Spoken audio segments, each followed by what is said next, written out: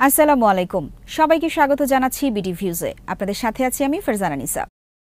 যুদ্ধবিরতি কার্যকর হওয়ার সঙ্গে সঙ্গে হাজার হাজার ফিলিস্তিনি গাজা জুড়ে রাস্তায় নেমে এসেছেন। কেউ কেউ উদযাপন করছেন, কেউ যাচ্ছেন নিহত আত্মীয়দের কবর দেখতে, আবার অনেকেই ক্যাম্প থেকে যাচ্ছেন তাদের বিধ্বস্ত বাড়ির অবস্থা দেখতে। টানা ১৫ মাস ধরে ইসরায়েলি বাহিনীর নির্বিচার বিমান হামলা ও স্থল অভিযানের পরেও যে হামাসের শক্তি এতটুকুও কমেনি তা আবারও দেখা গেল অস্ত্রবিরতি চুক্তি কার্যকর হওয়ার সাথে সাথেই। ইউনিফর্ম পরিহিত শত শত হামাস যোদ্ধা অস্ত্র হাতে নিয়ে গাজা উপত্যকার বিভিন্ন এলাকার টানেলগুলো ও বিধ্বস্ত ভবনের ধ্বংসস্তূপ থেকে বেরিয়ে আসছেন। বিস্তারিত থাকছে মোতালেব জামালের প্রতিবেদনে।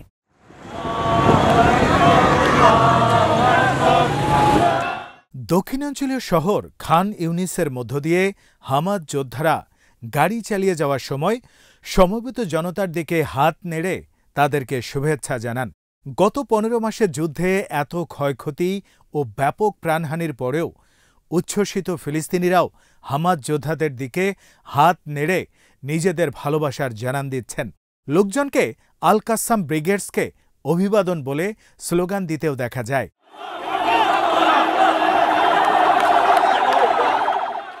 জাতিসংঘের খাদ্য সংস্থা জানিয়েছে, দক্ষিণ কারেম আবু সালেম ক্রসিং এবং উত্তরের জিকিমের আরেকটি ক্রসিং থেকে মানবিক ত্রাণবাহী ট্রাকগুলো গাজায় প্রবেশ করতে শুরু করেছে। মানবিক সহায়তার জন্য এই যুদ্ধবিরতি খুবই গুরুত্বপূর্ণ। নিরাপত্তা ও প্রবেশাধিকার নিশ্চিত করতে হবে।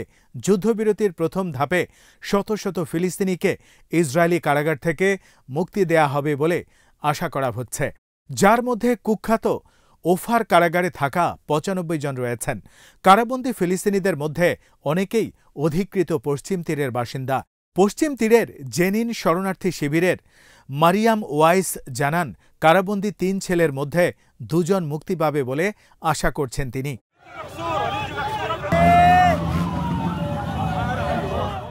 গত রোববার সকাল থেকে অস্ত্রবিরতি কার্যকর হওয়ার সাথে সাথেই বিপুল সংখ্যক হামাস যোদ্ধারা টানেল থেকে বেরিয়ে এসে পুরো গাজা উপত্যকার নিয়ন্ত্রণ গ্রহণ করে। এই ঘটনা থেকে এটাই প্রমাণ হয় যে গত মাসের যুদ্ধে গাজার উপর হামাস সহ ফিলিস্তিনি প্রতিরোধ যোদ্ধাদের পূর্ণ নিয়ন্ত্রণ বজায় ছিল। একদিকে বিমান ও ড্রোন হামলা, অন্যদিকে গাজার সর্বত্র দখলদার ইসরায়েলি বাহিনীর ব্যাপক উপস্থিতি সত্ত্বেও নিজেদের অবস্থান থেকে বিন্দুমাত্র পিছু হটেনি ফিলিস্তিনি প্রতিরোধ যোদ্ধারা।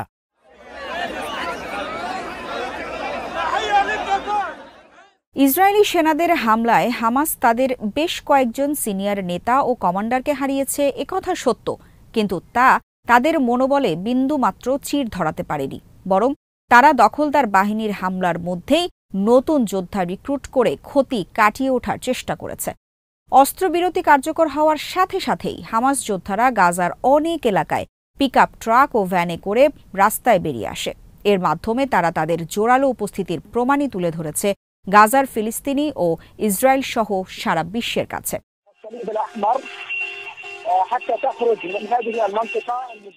অনেক ভিডিওতে দেখা গেছে সাদা পিকআপ ট্রাকে করে গাজার বিভিন্ন এলাকায় ঘুরে বেড়াচ্ছেন হামাস যোদ্ধারা। আবার কোথাও কোথাও দেখা যাচ্ছে হামাস যোদ্ধাদের অনেক বড় কয়েকটি গ্রুপ বিভিন্ন এলাকার রাস্তায় দলবদ্ধ হয়ে দাঁড়িয়ে আছেন। তারা রাস্তায় নেমে আসা ফিলিস্তিনিদেরকে হাত নেড়ে শুভেচ্ছা জানাচ্ছেন।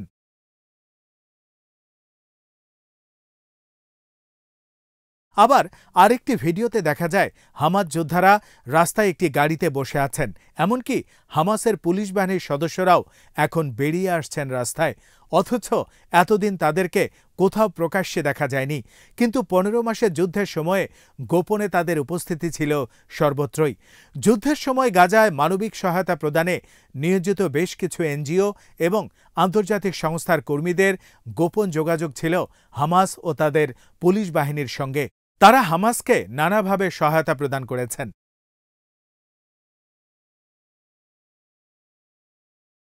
ফিলিস্তিনি মিডিয়া, বিশেষ করে হামাস নিয়ন্ত্রিত মিডিয়া কুদস, এই যুদ্ধবিরতিকে হামাসের বিজয় হিসেবে তুলে ধরেছে। তারা তাদের প্রতিবেদনে গাজার যোদ্ধাদেরকে হামাস হিসেবে উল্লেখ না করে ফিলিস্তিনি গ্রুপগুলো হিসেবে তুলে ধরেছেন। যোদ্ধাদের পাশাপাশি সাধারণ ফিলিস্তিনিরা যে অস্ত্রবিরতি উদযাপন করছেন এবং হামাস যোদ্ধাদেরকে অভিনন্দন ও শুভেচ্ছা জানাচ্ছেন সেই ভিডিও এবং খবর প্রচার করছে নিজেদের ওয়েবসাইটে।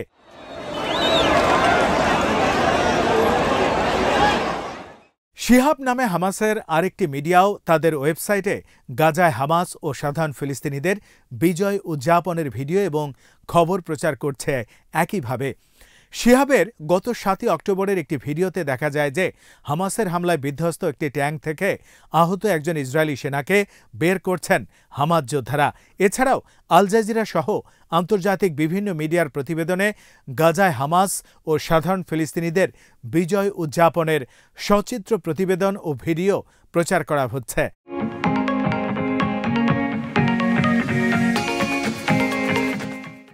স্থানীয় ও আন্তর্জাতিক মিডিয়ার এসব খবর ও ভিডিও থেকে যে দিকটি স্পষ্ট হয়ে উঠেছে তা হল অস্ত্রবিরতি কার্যকর হওয়ার সাথে সাথেই গাজা উপত্যকা হামাসের নিয়ন্ত্রণে চলে গেছে। এ থেকে প্রমাণ হয় যে হামাস কখনোই হারিয়ে যায়নি এবং ইসরায়েলও তাদেরকে ধ্বংস করতে পারেনি। 2024 সালের মার্চ মাসে দখলদার ইসরায়েলি বাহিনীর বক্তব্যের বরাতে ওয়াশিংটন পোস্টের প্রতিবেদনে বলা হয়েছিল যে তারা হামাসের 24টি ব্যাটালিয়নের মধ্যে 20টিকেই ছত্রভঙ্গ করে দিয়েছে।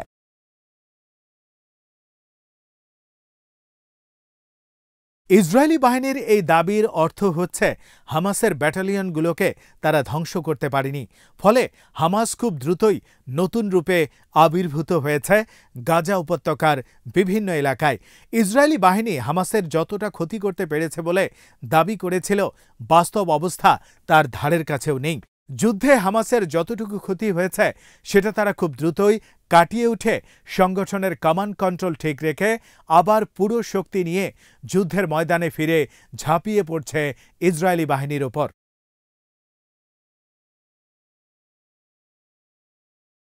হামাসের এই পুনরুত্থান নতুন কিছু নয়। ইসরায়েলের সাথে কয়েকটি যুদ্ধে বিজয়ী হয়ে তারা বারবার ইতিহাসের পুনরাবৃত্তি ঘটিয়েছে। 1980 দশকের শেষ দিকে গাজা উপত্যকায় গড়ে ওঠা হামাস ইসরায়েলের সাথে ইয়াসির আরাফাতের স্বাক্ষরিত অসলো শান্তি চুক্তির বিরোধিতা করে সাধারণ ফিলিস্তিনিদের সমর্থন লাভ করেছে পুরো 90-এর দশক জুড়েই।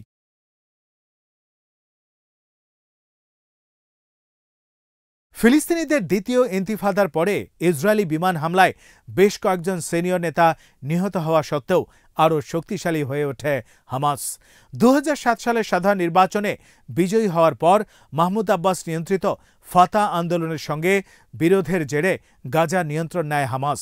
এরপর 2009 ও 2014 সালে ইসরায়েলের সাথে দুটি যুদ্ধে অনেক ক্ষতিগ্রস্ত হওয়ার পরও নতুন রূপে নতুন শক্তি নিয়ে আবির্ভূত হয় হামাস।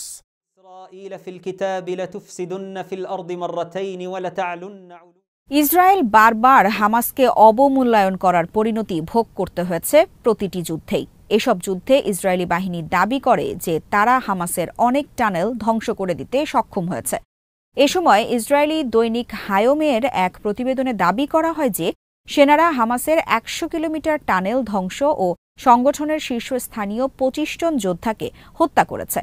কিন্তু এসব দাবি সত্ত্বেও প্রতিটি যুদ্ধের পরই হামাস আগের মতো শক্তি নিয়ে আবারও হাজির হয়েছে ইসরায়েলের সামনে।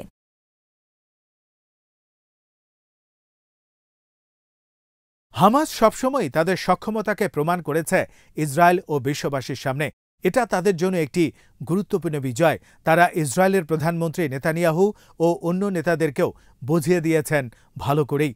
গাজার যেসব এলাকা তাদের হাতছাড়া হয়ে গিয়েছিল সেসব এলাকাতেও আবারও নিয়ন্ত্রণ প্রতিষ্ঠা করেছে হামাস। ইসরায়েলি সেনা প্রত্যাহার করার সাথে সাথেই সর্বত্র নিজেদের কর্তৃত্ব প্রতিষ্ঠা করার উদ্যোগ হামাসের একটি কৌশল বলে মনে করছেন লেখক ও বিশ্লেষক সেদ জে ফ্রান্সম্যান। তিনি মনে করেন মাহমুদ আব্বাসের ফিলিস্তিনি কর্তৃপক্ষ বা আরব দেশগুলোর কোনো বাহিনী যাতে গাজায় নিয়ন্ত্রণ প্রতিষ্ঠা করতে না পারে সেটা নিশ্চিত করাই হামাসের মূল লক্ষ্য।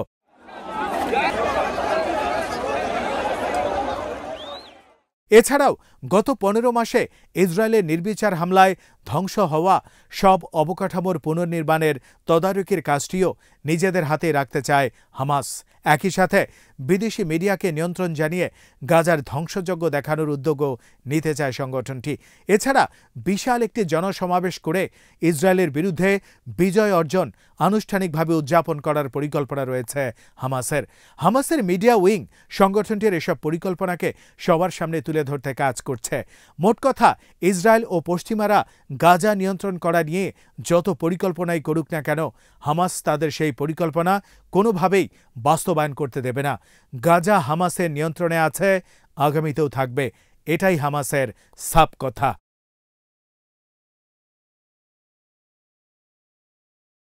আজ এখানেই শেষ করছি।